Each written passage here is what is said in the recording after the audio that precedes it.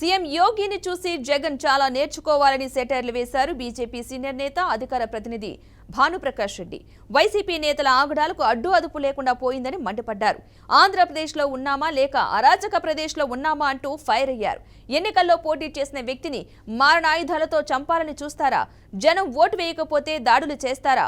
కొందరు అధికారుల అండతో అధికార పార్టీ నేతలు దాడులు చేయడం తగునా అని నిలదీశారు భానుప్రకాష్ రెడ్డి.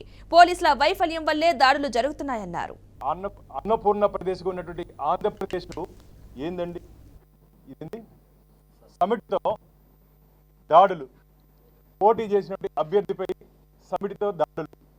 ఆ రోజు అక్కడ గన్మెన్ కానీ లేకుండా ఉంటే ఒక పోలీస్ అధికారి, గన్మెన్ అంటే పోలీసులపైకే సమిట్తో దాడి చేసి వారిని చంపే ప్రయత్నం చేస్తారు. పెట్రోల్ బాంబులు నిన్న మొన్న పోలీస్ అధికారులు తనిఖీ చేసినప్పుడు అధికార పార్టీ నాయకుల ఇళ్లల్లో నాటు బాంబులు, పెట్రోల్ బాంబులు, గులక రాళ్ళు. అంటే ఇదే ఆంధ్రప్రదేశ్ ఏం చేయాలనుకుంటున్నారు అధికార పార్టీ నాయకులు? అంటే మీకు ఓటేయకపోతే మనుషులను చంపేస్తారా?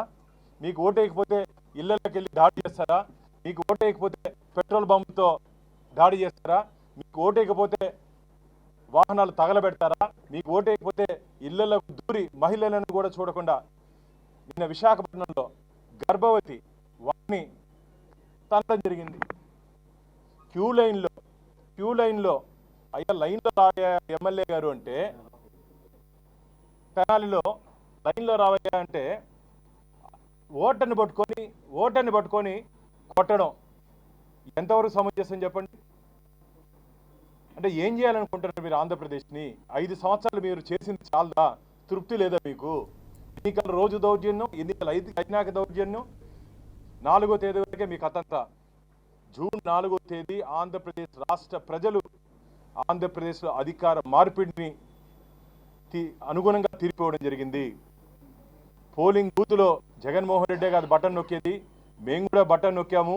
ఈ అధికార పార్టీ దౌర్జన్యాల నుంచి ఆంధ్రప్రదేశ్ ప్రజలు సంతోషంగా ఉండాలంటే జగన్మోహన్ రెడ్డి ప్రభుత్వం మారాలని చెప్పి ఆంధ్రప్రదేశ్ ప్రజలు కసిగా ఓటేశారు. మిత్రులారా, నేను మొట్టమొదటిసారి దాదాపు 20 సంవత్సరాలు ప్రత్యక్ష రాజకీయాల్లో ఉన్న విద్యార్థి సంఘం నాయకుడిగా కూడా పనిచేశాను. నేను ఇంత ఆవేదనతో, ఇంత కసితో ప్రజలు ఒక ప్రభుత్వాన్ని